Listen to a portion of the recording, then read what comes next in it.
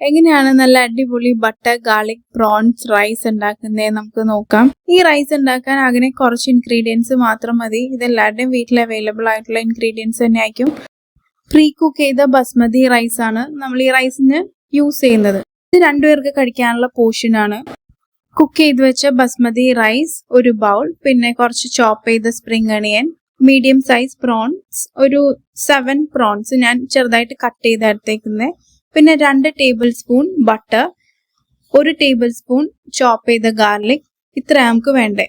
ആദ്യം നമുക്കൊരു പാൻ വെച്ചിട്ട് അതിലേക്ക് ബട്ടർ ആഡ് ചെയ്യാം. ബട്ടർ ഒന്ന് മെൽറ്റായി വരുമ്പോൾ നമുക്ക് ഇതിലേക്ക് ഗാർലിക് ആഡ് ചെയ്യണം. ബട്ടർ ബ്രൗൺ കളർ ആകുന്നതിന് മുന്നേ തന്നെ വേണം നമുക്ക് ഗാർലിക് ആഡ് ചെയ്യാൻ. സോ കംപ്ലീറ്റ്ലി അത് മെൽറ്റ് ആവണ്ട, ഒരു കുറച്ചൊന്ന് മെൽറ്റായി വരുമ്പോൾ തന്നെ നമുക്ക് അതിലേക്ക് ഗാർലിക് ആഡ് ചെയ്യാം. ഗാർലിക് ആഡ് ചെയ്ത് കഴിഞ്ഞ് ഗോൾഡൻ ബ്രൗൺ കളർ ആകുന്നത് വരെ മിക്സ് ചെയ്ത് കൊടുക്കാം. എപ്പോഴും ശ്രദ്ധിക്കുക, ഗാർലിക് ബേൺ ആയി പോയിട്ടുണ്ടെങ്കിൽ നമ്മളുടെ റൈസിന്റെ ടേസ്റ്റ് കംപ്ലീറ്റ്ലി ഡിഫറെന്റ് ആവും.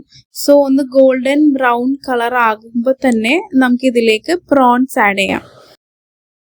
ഇനി ആവശ്യത്തിന് ഉപ്പും കൂടി ഇട്ടിട്ട് പ്രോൺസ് ഒന്ന് കുക്ക് ചെയ്തെടുക്കാം.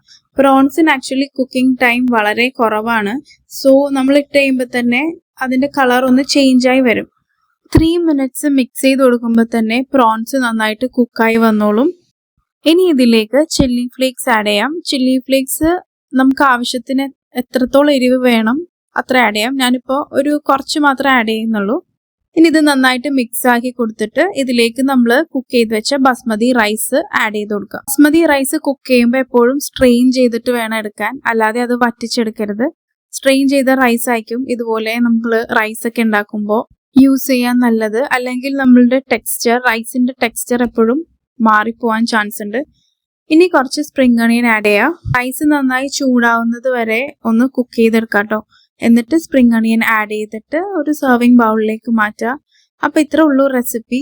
എല്ലാവരും ട്രൈ ചെയ്ത് നോക്കുക. ഭയങ്കര ഫ്ലേവർഫുൾ റൈസ് ആണ്. പ്രത്യേകിച്ച് ഇതിന്റെ ഒപ്പം ഒന്നും കഴിക്കാൻ വേണം എന്നില്ല, ഇതുപോലെ തന്നെ കഴിക്കാനും ഭയങ്കര യമ്മിയാണ്.